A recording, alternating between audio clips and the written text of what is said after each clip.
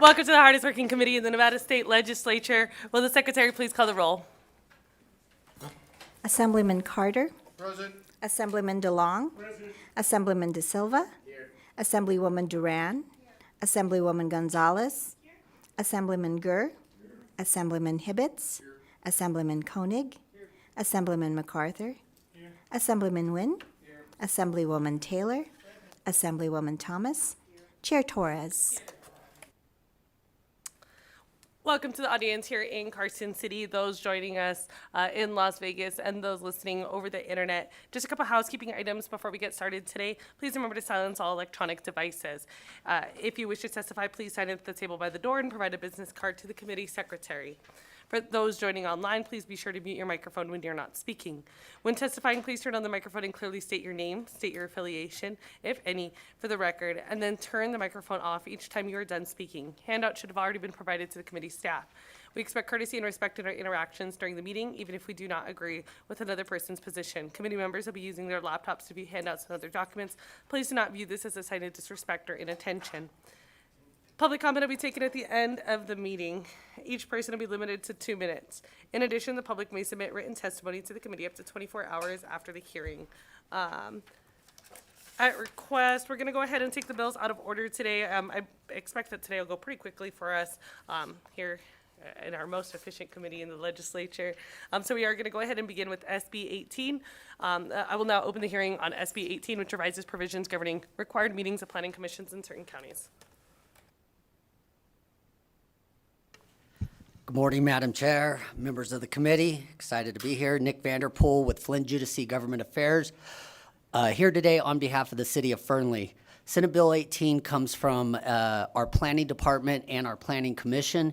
Ultimately, we found ourselves in Fernley having planning commission meetings with nothing on the agenda. Under NRS 278.050, we are required to have monthly meetings at the Planning Commission.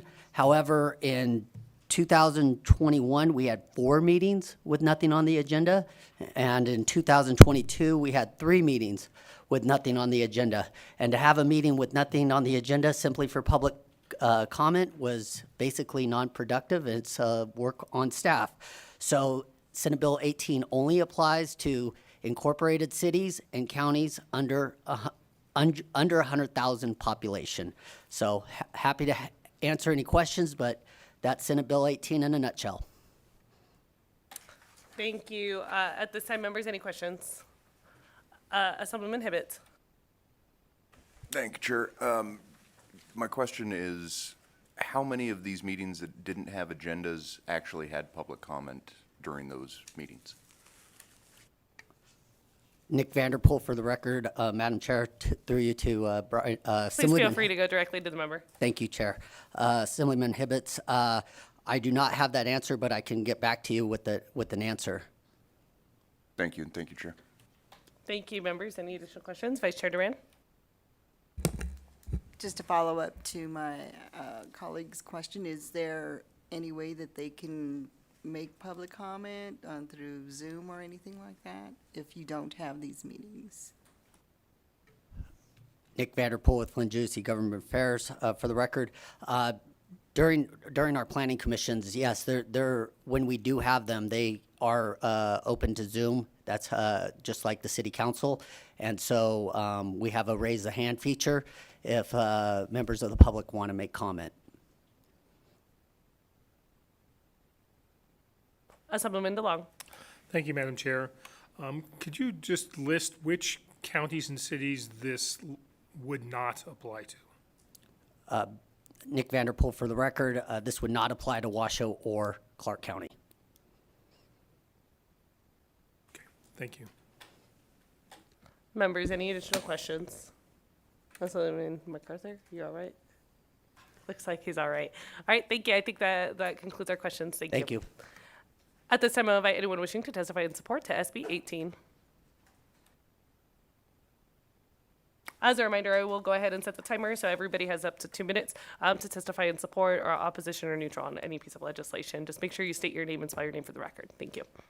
Thank you, Madam Chair. Stephen Wood for the record, representing the Nevada League of Cities and Municipalities. just testifying in support. We support Fernley's efforts to increase flexibility for those planning commission meetings that don't have anything on the agenda. It creates more flexibility not just for the commission, but also for city and county staff. So we appreciate your support as well. Thank you, Chair Torres, Vice Chair Duran, and members of the committee. My name is Jennifer Berthume, Government Affairs Manager for the Nevada Association of Counties. We'd like to thank the City of Fernley for this bill that brings flexibility to counties under 100,000 in population, and we are in support of SB 18. Thank you. Thank you. I don't see anyone else here in Carson City wishing to testify in support of SB 18. Is there anyone in Las Vegas wishing to testify in support of SB 18? At this time, I do not see any. BPS, is there anyone on the line wishing to testify in support of SB 18? There are no callers at this time. Thank you. At this time, I'll invite anyone wishing to testify in opposition to SB 18. I don't see any here in Carson City. Is there anyone in Las Vegas wishing to testify in opposition to SB 18? I don't see any. BPS, is there anyone on the line wishing to testify in opposition to SB 18? There are no callers at this time. Thank you. At this time, I'll invite anyone wishing to testify neutral to SB 18. I don't see any here in Carson City. Is there anyone in Las Vegas? I don't see anyone in Las Vegas. BPS, is there anyone on the line wishing to testify neutral to SB 18? There are no callers at this time to testify. All right. At this time, I'll invite the bill sponsor for any closing remarks. All right. And it looks like we're good. So we will go ahead and close the hearing on SB 18. Right. Thank you. And at this time, we'll go ahead and open the hearing on SB 16, which revises various provisions of the Charter of Carson City.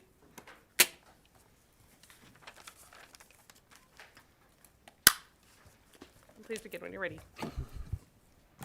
Good morning, Chair Torres and members of the committee. I will take off my League of Cities hat and put back on my Carson City hat. So I'll be representing Carson City for this hearing.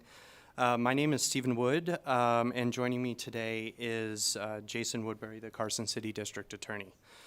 Today we're presenting SB 16, which revises the Carson City Charter.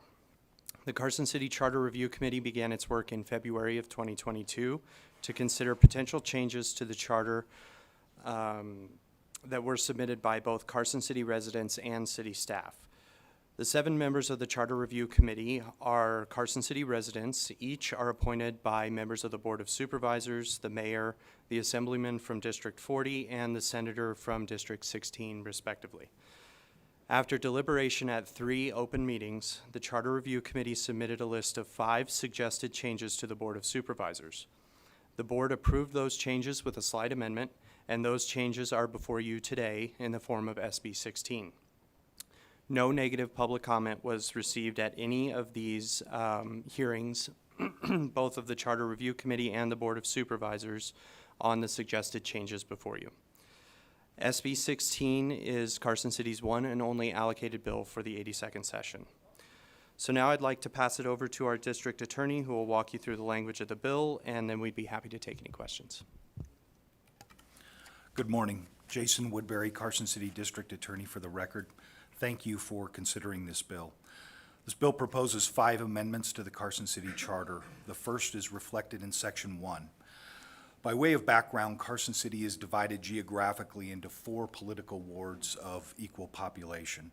Following a census, the Carson City clerk must realign the wards to equalize the population in each ward. That realignment must be approved by the Carson City Board of Supervisors. The existing charter imposes a deadline for the completion of that process. The deadline in the charter is January 1st of every general election year. That deadline became problematic in the realignment that was done in 2021. The Carson City clerk cannot begin the realignment process until the legislature completes the statewide redistricting process. If the redistricting process is completed early enough, the January 1st deadline is not a problem. However, if the redistricting process pushes back toward the end of the calendar year, that can make it difficult and potentially impossible for the clerk to complete the ward realignment process by the January 1st deadline. For example, in 2021, Carson City had to schedule a meeting on the last business day of the year to get the realignment approved in time. It's not hard to imagine a circumstance in which the redistricting process, the statewide redistricting process, is delayed long enough through legislative stalemate or litigation, and the ward realignment process cannot be completed by the January 1st deadline. In our research on the issue, we were not able to locate the origin of the January 1 deadline, and we did not find that deadline in any other city charters or statutory provisions. The amendment would remove the January 1st deadline and replace it with a deadline of 30 days before the non-judicial candidate filing period. If the redistricting process makes that deadline impossible, the deadline would be extended to the first day of the non-judicial candidate filing period. The proposed amendment would bring Carson City into line with NRS 293.209, which imposes a deadline to realign election districts before the first day of the filing period for non-judicial candidates. The second proposed amendment is reflected in Section 2 of the bill. Under existing... I apologize, sir, to interrupt, but when you're saying amendment, you mean the changes to the bill, correct? Not the amendment? I'm Okay. sorry, the bill. Yeah, no problem. We were I- all like busily looking at now to see if we had an amendment, but just so committee members are clear, there is no amendment proposed, correct? No, the bill is, I was erroneous. Yeah, the changes to the charter. Got it. Thank you so much. I appreciate the clarification. Sorry for that, Chair. No problem. The second amendment proposed in the bill is reflected in Section 2 of the bill. Under existing law, the terms of the members of the Carson City Board of Supervisors expire at noon on Sunday preceding the first Monday in January, 4 years after their election. However, newly elected supervisors do not assume office until midnight on the first Monday in January following their election. So read together, these provisions create a 12-hour gap during which the terms of the former supervisors have expired and the term of the new supervisors have not yet begun. The bill would eliminate that gap by changing the term expiration of the outgoing supervisors to 11:59 p.m. on the Sunday preceding the first Monday following a general election.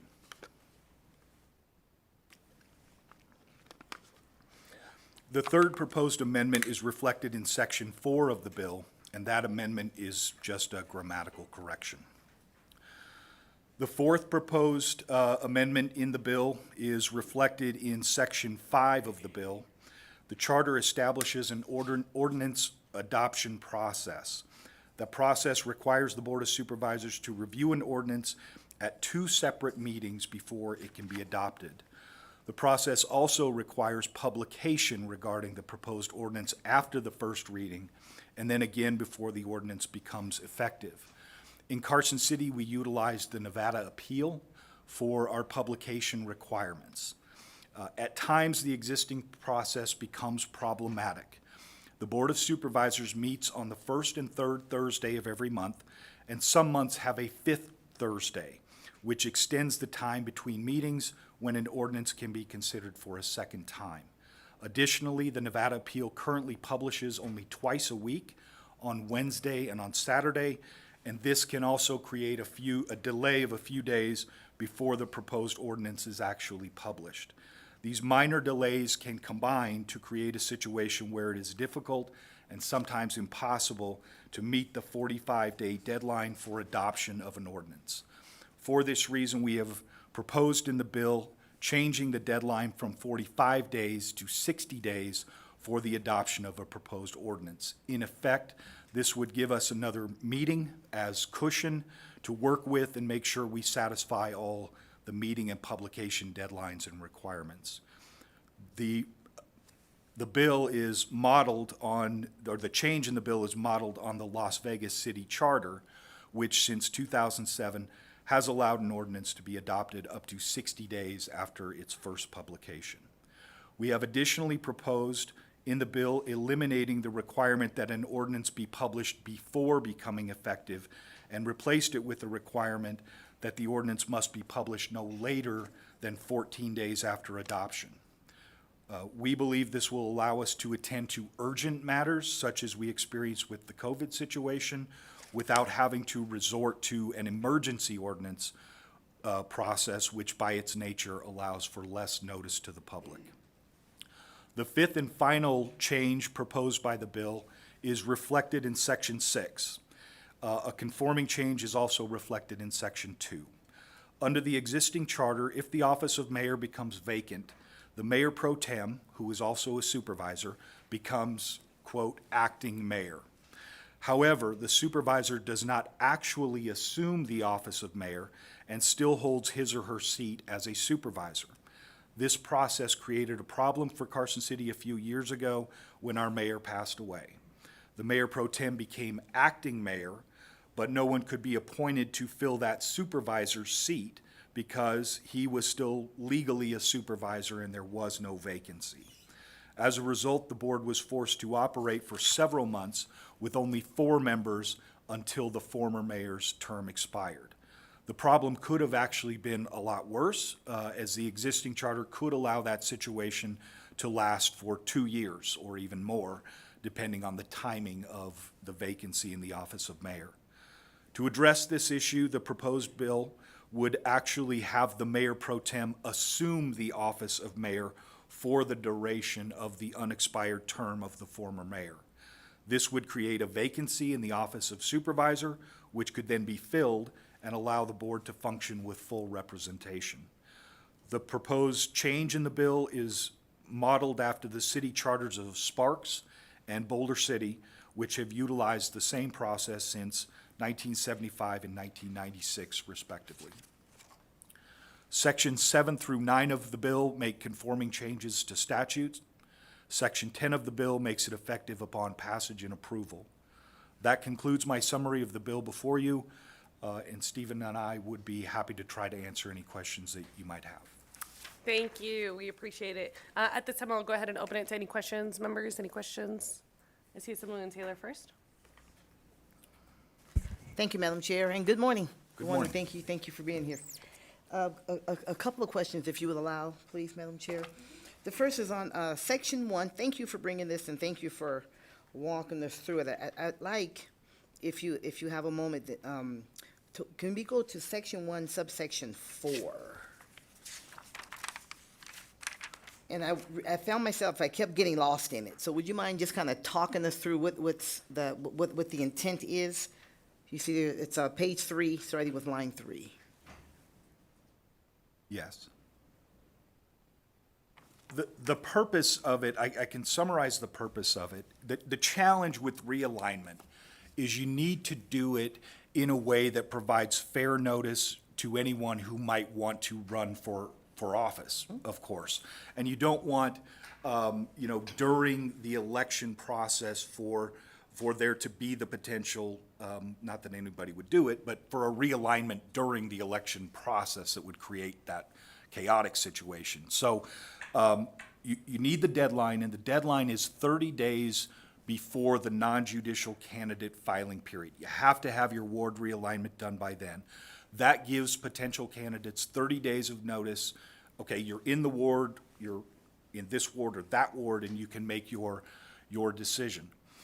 State law is actually the first day of the non-judicial candidate filing period. So anytime up till that first day, wards, an election district, which would include wards, could potentially be changed. So we want to actually provide, in our charter, more notice whenever it's possible. So if for some reason it's just, we can't even meet that deadline, 30 days before the non-judicial candidate filing period, the fallback, the absolute last, is that state provision that requires it the day of the first day of the filing period for non-judicial.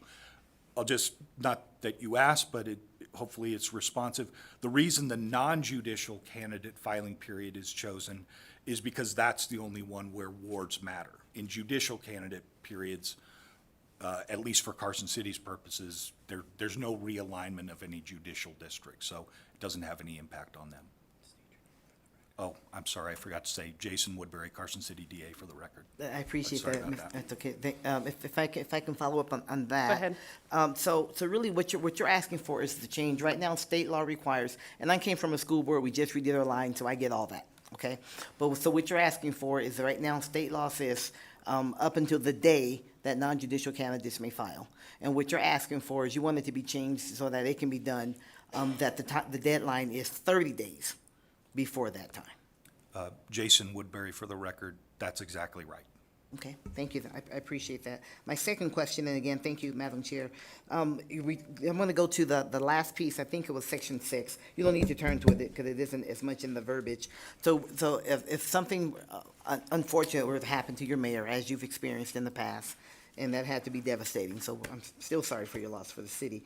The mayor pro tem will assume the office of the mayor. Are all of your commissioners elected on the same cycle as the mayor? Supervisors, your board of supervisors, thank you. Stephen Wood for the record. Sorry, Stephen Wood for the record. No, they are not all on the same cycle. It is staggered. Okay, and the reason I asked that, thank you.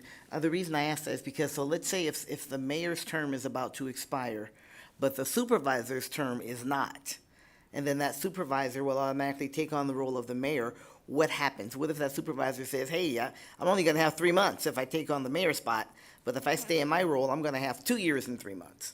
Is that a possibility? What could that happen? It could happen. Yeah, Stephen Wood for the record. So it could, yes. However, the board elects the mayor pro tem. So that person chooses to assume that role and would understand the responsibilities should that occur again. So when they are nominated by their fellow board members and choose to stand for election as mayor pro tem, they would understand that that is part of the responsibility of the job, if that answers your question. It does answer my question. We would hope they would understand that that's the responsibility of the job. Okay, thank you. That clears it up. Thank you very much. Madam Chair, thank you for your indulgence. Thank you. Members, any additional questions? Assemblyman Koenig. So my question is really close to along the lines of what Assemblywoman Taylor's was, is so something happens to your mayor, you have a vacancy, so one of the supervisors gets elected into that position. So now what you want is to have an opening in the supervisor spot, so you appoint someone to take that spot. What if the person who then at the end of the mayor's term wants to slide back into the supervisor and not be the mayor? What happens to that person that you appointed to take their spot? Are they just out? So I mean, say, I don't want to be the mayor, but I'll step up and finish his 2 months left of this vacancy, but then at the end of that 2 months, I don't want to run for mayor. I'm going to slide back into just a supervisor. Now, the person that we appointed to take my spot, if I slide back into my supervisor position, what happens to the supervisor that was appointed in the interim? Jason Woodbury, Carson City DA for the record, and you know that is obviously an unusual scenario. But under the process, once the supervisor would be appointed to backfill the person who became the mayor, that would be an appointment for the duration of that supervisor's term. So under this bill, there would not be a provision for the supervisor to act as mayor for 2 months and then slide back into his or her position. That's the current process we have right now, but that wouldn't be allowed under this. And I'll just say for completeness that in addition to appointing a supervisor, the Board of Supervisors would have the option to convene a special election instead of an appointment process.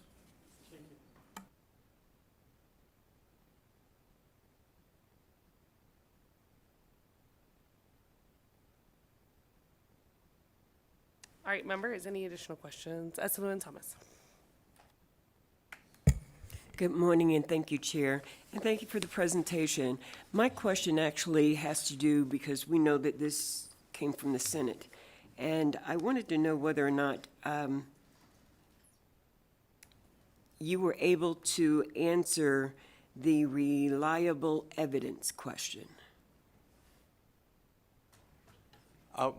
This is Stephen Wood for the record. Yes, so you're referring to reliable evidence used for realignment of ward boundaries. Exactly. Yes, so we worked with Assemblyman Daley to answer that question, as well as Senator Krasner. I'm sorry, Senator Daley and Senator Krasner. That evidence comes from the state demographer's office and comes to our clerk's office in the city.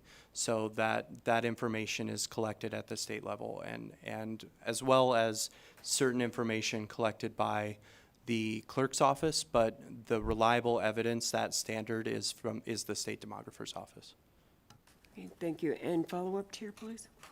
Okay, and I think my second question actually has to do with another Senate question. If the realignment were done in an election year, could you draw a sitting legislator out of his or her district?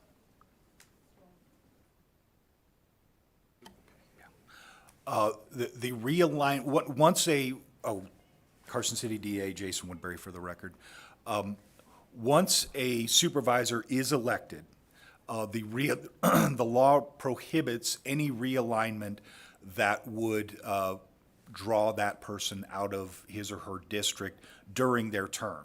Now, to be clear, that there could be a situation where after the term, the supervisor would actually be in a different ward and have to run for a different ward. But the realignment process wouldn't have any impact on completion of that person's term. That current term, correct. Thank you. Assemblyman Nguyen. Thank you, Chair. Just want to clarify so I can understand this. You are currently not ward voting right now, right? Anybody can vote. Let's say I'm a Carson City resident. I can vote for any, actually I can vote for all of the supervisors because it doesn't matter where I live, I can vote for it. So you're not doing specifically ward voting right now, right? Stephen Wood for the record, that's correct. All of our members of the Board of Supervisors are elected at large. Quick follow-up, Chair? Yeah. Thank you. So my understanding is that you need to do, I just want to put it all together here. You want to get everything realigned so folks can run for the Pacific Ward that they live in, but anybody in the entire city can vote for them. Stephen Wood for the record, that is correct. Are we planning to go any ward-specific voting at any point? Because I'm just kind of trying to connect the dot about between alignment in ward, and then doesn't matter, anybody can vote for them. Stephen Wood for the record. The reason that we have those wards, so if we go back to the beginning, is the supervisor that represents that ward must live in that ward, obviously. Even though everybody is elected at large, that individual elected from that ward is meant to represent the interests of that ward as part of the board as a whole. And so when we're looking at realigning, that has gone through our Charter Review Committee process. The Charter Review Committee has also had before it suggestions for ward-only voting, and they have rejected those changes. So our panel of residents that review our charter changes has had that brought before them, and they rejected that change. Thank you. Thank you very much, Chair. Thank you. Members, any additional questions? Assemblyman Thomas? Thank you, Chair. And I'm not trying to beat this dead horse, but I want to know that, at the end of your answer to me about realignment, it was almost like that person, currently, they're okay.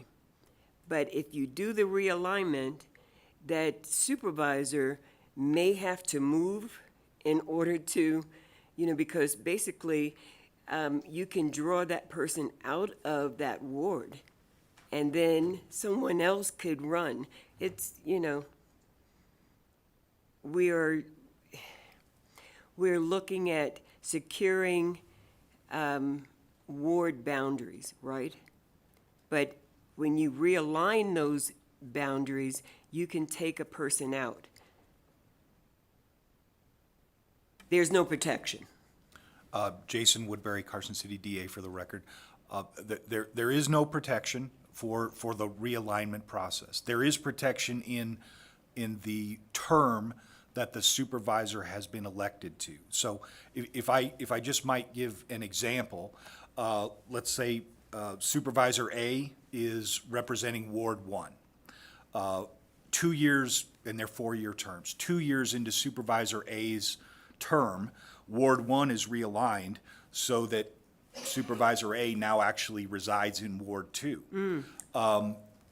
There's no impact on the term. The Supervisor A still gets to complete the remaining 2 years on his or her term. And I suppose at that point, if that supervisor wants to run again, he or she has to make a choice to either run from Ward 2, and as the previous questions have indicated, it's at-large voting, so the same electorate is still voting. It's just a matter of which ward you're running for. So that supervisor could run from Ward 2, or if he or she chose and wanted to stay in Ward 1, you are correct that person would have to move to a different location. Thank you. And Stephen Wood, for the record, just to follow up on that. After the hearing in the Senate where this question came up, we did some research and discovered that no such protection exists in any other charter or in state law. So we had nothing to play off of from any other charter or in state law where that precedent has been set, where that protection existed. And to kind of add on to that too, I think it's important to note that we as state lawmakers, for those of us that were here for redistricting, we actually have no guarantee that we will be redistricted within our own district. Now, obviously, the legislature does make an attempt to kind of respect that, they're sitting legislators and where their homes are. But there is no guarantee when we walk into redistricting that we'll be walking out into the in the same district, or even that our district will look exactly the same as it used to look. So I think that's important to note as well when we're looking at how cities and other local governments do redistricting. Members, any additional questions? Vice Chair Duran. And I don't know if this is, how many times have you did the redistricting, or is this going to be a first time, and how many times do you think you can foresee it happening? I may rely on Stephen to get you some specific information about that. To my knowledge, there has only, the award of realignment process only happens every 10 years in conjunction with the census and the state's redistricting. The time I've been in Carson City, that's the only time I've ever seen it occur. And this is Stephen Wood for the record. I'm getting telepathic signals from my city manager sitting behind me, and what the district attorney just said is correct. Thank you, members. Any final questions? All right, it looks like we're good. Is Alderman MacArthur no questions today? All right, he's usually so chatty. I guess not today. Thank you. At this time, we'll go ahead and invite anyone wishing to testify in support of SB 16. I don't see any here in Carson City. Do I have anyone in Las Vegas wishing to testify in support of SB 16? I don't see any in Las Vegas. PPS, is there anyone on the line wishing to testify in support of SB 16? There are no callers to testify at this time. All right, at this time, I'll invite anyone wishing to testify in opposition to SB 16. I don't see any here in Carson City. It looks like I have somebody in opposition in Las Vegas. Please make sure you state and spell your name for the record. Please begin when you're ready. My name is Al Rojas, A-L-R-O-J-A-S. I reside in Assembly District 12, Senate District 21, and I frequent Senate District 2 and Senate District 11. My comment on this is I'm not opposed to any specific section of this bill, but in my opinion, this is a perfect example of a Trojan horse bill, which has got too many things in it. It's hard for, if it's hard for you guys to follow it that are in the assembly, imagine what people like myself who are just concerned citizens will have to go through. So my recommendation is not only for the sake of, I'm sure you guys are trying to make some kind of progress, is to break this bill up into more manageable pieces, and the people that support this bill will probably have a better chance of at least getting their one or their items getting through. But In my opinion, this is just a bill that's all over the place. Redistricting, time limits. I looked at it. I had to read it like about 10 times just on this on the basic summary. And there's just too many things going on in this bill. And it's just a bad legislature, and it should be broken up into pieces that are manageable so the citizens can follow it. Let us not forget our country is of the people, by the people, for the people. Thank you very much. Is there anyone else wishing to testify in opposition to SB 16? I don't see any additional folks in Las Vegas. PPS, is there anyone on the line wishing to testify in opposition to SB 16? There are no callers to testify at this time.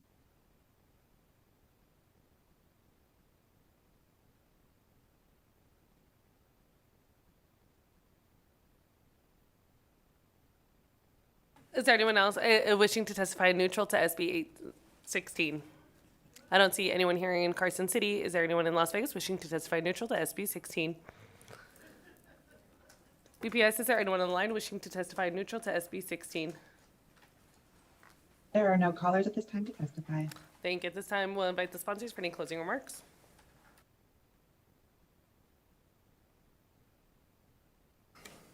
Stephen Wood for the record. Thank you, Madam Chair and members of the committee for hearing the bill. I just wanted to reiterate that these, the provisions in SB 16, it was not amended in the Senate, so these provisions are exactly the same provisions that were addressed by our Charter Review Committee in 3 separate open meetings that were open to the public and for public comment by the citizens of Carson City, and approved at a Board of Supervisors meeting, which of course is open to the public and for public comment.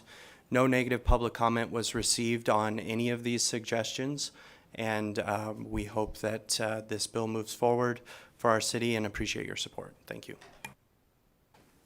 Thank you. At this time, I'll go ahead and close the hearing on SB 16, and we'll go ahead and move on to the last item on the agenda today, which is public comment. Anyone wishing to testify in public comment here in Carson City? As a reminder to the public, anyone wishing to testify in public comment will have up to 2 minutes. And please make sure you state and spell your name for the record. Looks like we have somebody in Las Vegas. Go ahead and begin when you're ready. Yes, my name is Al Rojas, Assembly District 12, one more time. I wanted to bring the attention to the Assembly on the rent control in our areas. I find that these rent control bills that are coming, I am an owner of properties. I come from a family who are rental properties. And as a Republican, I actually support rent control, but not at 3%. I think the cap should be somewhere in the neighborhood of 8 to 10%, and it should accommodate if you do any restoration to your buildings to be able to break it up into 24 or 36 equal payments so that we can control our inner cities. I happen to live on the edge of an inner city. I understand the problems with an inner city, and putting a 3% cap is just nobody's gonna go invest, and it's gonna make it worse. And as a matter of fact, this is segregation, because that bill that you guys are trying to pass that limits people who build a new building, that they can't be in there, they can raise those rents for to any level they want for 15 years, is gonna segregate poor people from residing in new properties. And you're making a big mistake if you pass that bill. I'm telling you guys that. Okay, so please raise the percentage to 8 to 10% and take out the clause that you are not liable, you can raise the rents to any level you want for 15 years if you build a new building. Thank you very much. Thank you. Is there anyone else wishing to testify in public comment in Las Vegas? I don't see any. BPS, is there anyone on the line wishing to testify in public comment? The public line is open and working. There are no callers to testify at this time. All right. At this time, members, any remarks before we adjourn? All right. And just a note to committee members, we will not be meeting tomorrow. I expect that today will probably be a rather late evening, so we will not be having a scheduled meeting tomorrow. However, we will be meeting on Wednesday, and we'll have at least 2 pieces of legislation that we'll be going over. At this time, the committee is adjourned.